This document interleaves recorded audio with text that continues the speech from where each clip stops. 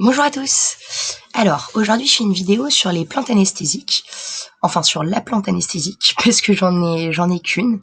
J'en ai qu'une parmi mes recherches. J'ai étudié 600 plantes à peu près.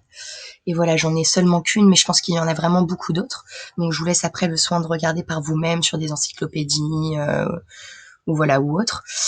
Alors, du coup, que veut dire anesthésique? Alors, il faut savoir déjà que beaucoup d'opérations en fait nécessitent une anesthésie locale ou générale, donc pour que la personne ne puisse en fait pas ressentir la douleur. Voilà. Et donc, ce qui est intéressant aussi, c'est que du coup, anesthésie en grec signifie en fait la faculté de percevoir par les sens. Et donc, du coup, on pourrait la définir par la suppression en fait des sensations douloureuses. Donc voilà ce que veut dire un peu l'anesthésie. Alors, la première plante, du coup, alors c'est la sanguinaire du Canada. La seule et dernière d'ailleurs, parce que j'en ai qu'une. Alors, la sanguinaire du Canada, je ne sais pas si vous la connaissez.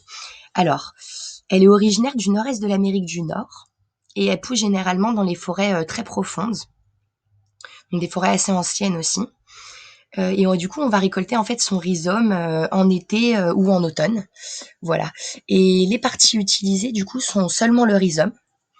Et les constituants, alors il va y avoir des alcaloïdes isoquinoléiques à 1%, dont 50% de sanguinarine et d'autres comme la chélidomine. Donc voilà. Alors ensuite, du coup, ce qui est très important, il faut savoir du coup que cette plante, elle est vomitive, donc sauf à dose infime, mais elle est vraiment très toxique à haute dose. Et il faut aussi l'éviter pendant la grossesse, l'allaitement ou en cas de glaucome. Voilà, donc il faut faire vraiment très attention à ces contre-indications que je présente à chaque plante. Donc voilà.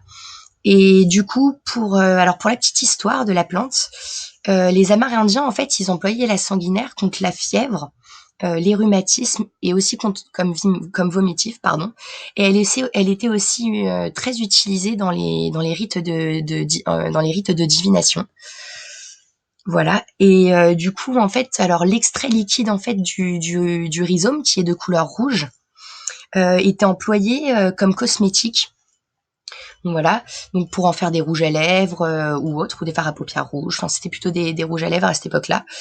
Et du coup, de 1820 à 1926, la sanguinaire, en fait, elle fut officiellement classée comme expectorante dans la pharmacopée des États-Unis. Donc voilà. Alors du coup, la plante, elle a de nombreuses vertus.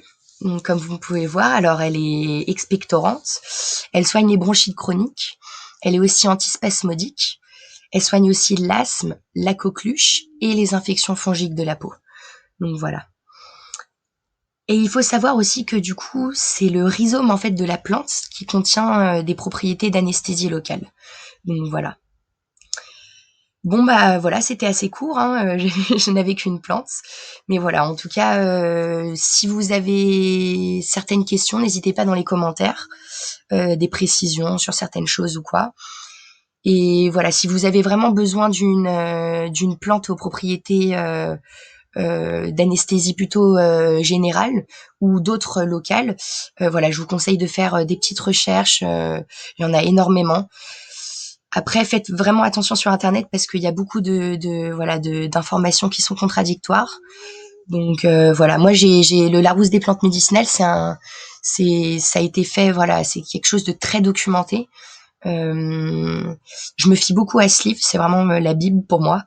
Donc voilà, mais je vous conseille d'aller là-dessus en tout cas pour voilà si ça vous intéresse quoi. Bon bah voilà, je vous retrouve pour une prochaine vidéo et j'espère que ça vous aura servi et à bientôt.